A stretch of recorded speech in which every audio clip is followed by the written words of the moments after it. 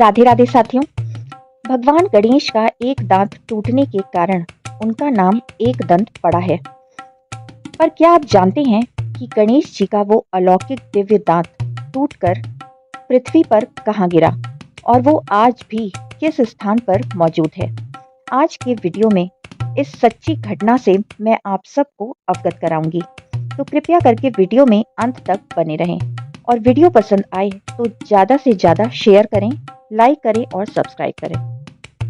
गणेश जी का वो दांत भगवान परशुराम और भगवान गणेश के बीच युद्ध के दौरान ही टूटकर गिरा था।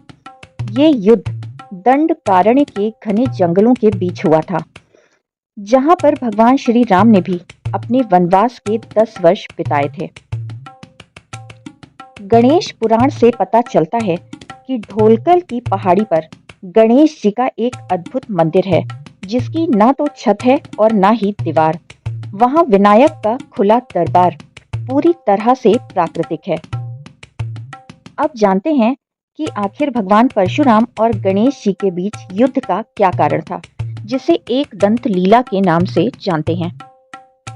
एक बार भगवान शिव तपस्या करने जाने से पहले गणेश जी को बोल कर गए कि चाहे कोई भी कारण हो, कोई भी परिस्थिति हो और कोई भी आ जाए, तुम उसे अंदर मत आने देना।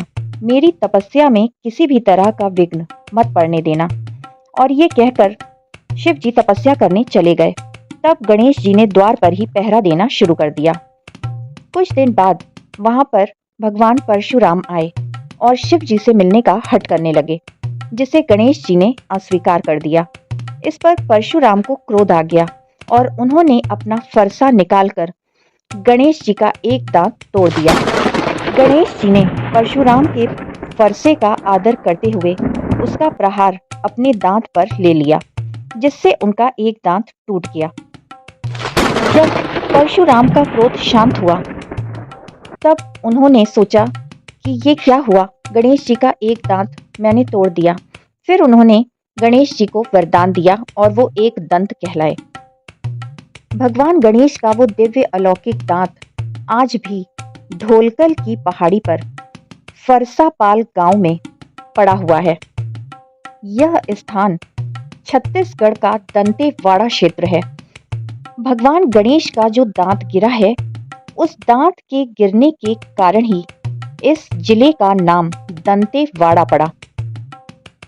और फरसापाल गांव, इसके पीछे की ये कहानी है कि भगवान परशुराम का फरसा यहीं पर पहाड़ों को छूता हुआ वापस परशुराम के पास चला गया।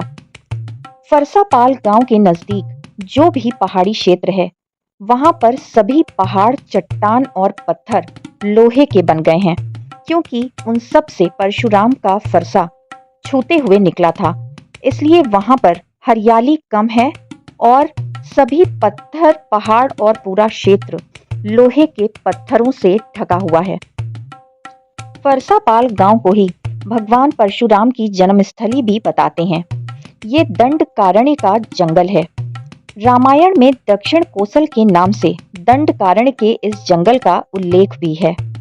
प्राचीन मान्यताओं के अनुसार भगवान श्री राम ने भी दंडकारण्य में स्थित ढोलकल में भगवान गणेश की प्राचीन प्रतिमा की पूजा स्वयं की थी।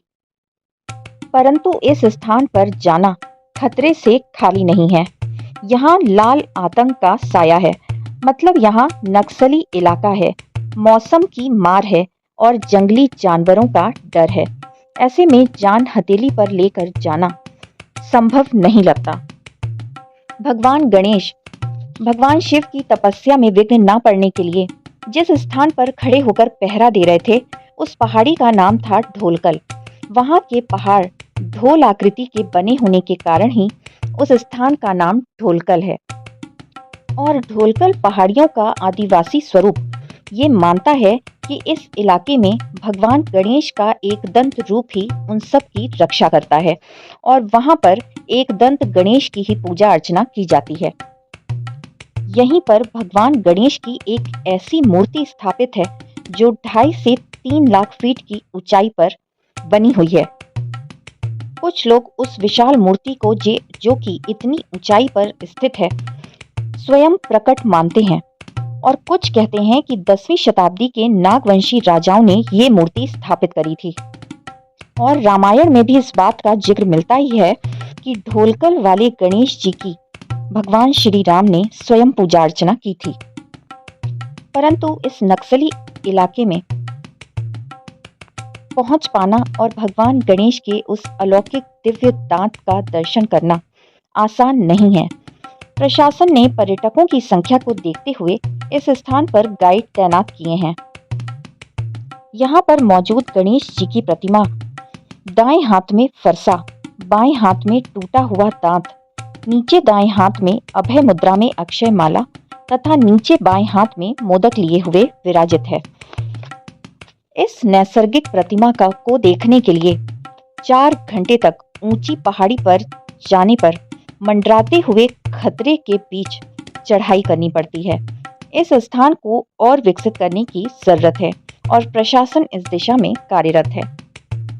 तो साथियों, आज के वीडियो में आपने जाना कि छत्तीसगढ़ का दंतेवाड़ा जिला, जिसका नाम भगवान गणेश के एक दांत टूटकर गिरने के कारण ही दंतेवाड़ा पड़ा, और फरसापाल गांव का नाम भगवान परशुराम के फरसे के छूने के कारण ही लौह अयस्क में बदलना और फरसापाल गांव का नाम इसी कारण से फरसापाल पड़ना, ये सब कथा आपने सुनी। और ढोलकल की पहाड़ियों का इतिहास भी आपने जाना, जो आज भी मौजूद है। ये सब सच्ची घटना पर आधारित है, जिसका शास्त्रों में भी वर्णन मिलता है। तो आज का वीडियो आपको कैसा लगा जरूर बताएं। वीडियो पसंद आया तो लाइक, शेयर और सब्सक्राइब करना ना भूलें। फिर से मिलेंगे मेरे चैनल कृष्णा माखन चोर पर। तब तक के लिए राधे राधे।